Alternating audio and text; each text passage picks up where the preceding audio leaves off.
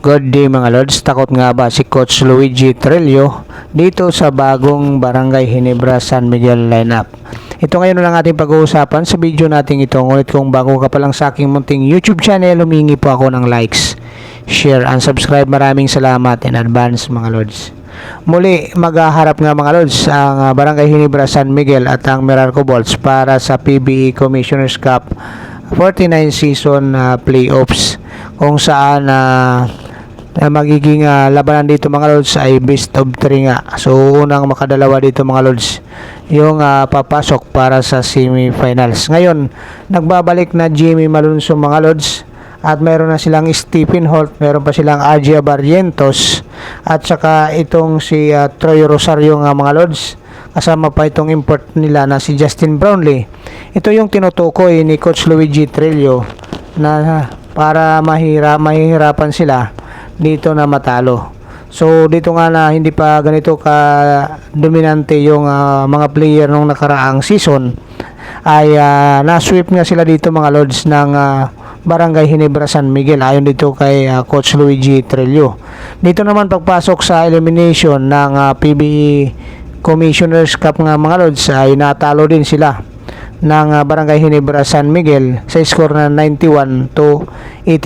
Kaya ayon dito sa interview kay Coach Luigi Trillo nga mga Lods, ang sinasabi nga niya dito na maliit lang yung tsansan nila manalo dito sa Barangay Ginebra San Miguel, pero naniniwala siya doon sa tsansa na yun mga Lods na maipapanalo nila yung kanilang laban. So ito yung sinasabi ni Coach Luigi Trillo dito mga Lods. So last season nga mga Lods, na-sweep nga itong Barangay Meralco Bolts ng Barangay Ginebra San Miguel sa quarterfinals.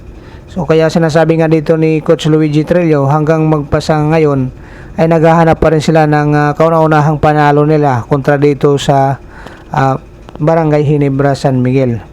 So ngayon sabi pa nga niya dito mga Lods, na-sweep kami nung last season, at ngayon lalo na dahil sa mas pinalakas na nga ng Gin Kings ang kanilang lineup, lalong mahihirapan nga sila ngayon na magkaroon ng panalo nga mga Lods. Yung nga dito sa report ni Sir Ruben Tirado ng Spin.ph.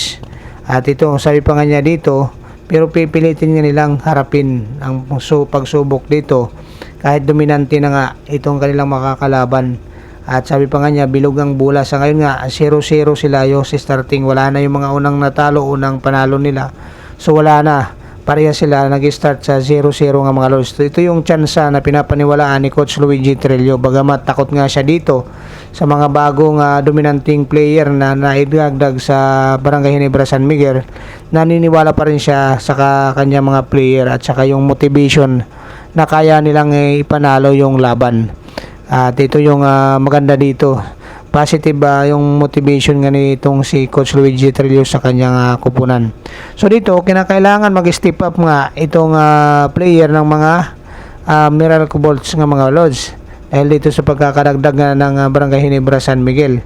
So yun ang kailangan na solusyon nila dito, hindi kung ano-ano lang, kasi talagang malakas na itong Barangay Ginebra San Miguel kung tutusin. Kahit wala pa si Troy Rosario mga Lods, wala pa itong si Argia Barrientos, so malakas na itong Barangay Ginebra San Miguel. Nakakapasok nga ito sa playoffs, maging sa championship, which is ito nga madalas nga sila maglaban sa championship dati nga mga Lods, itong Meralco Bolts.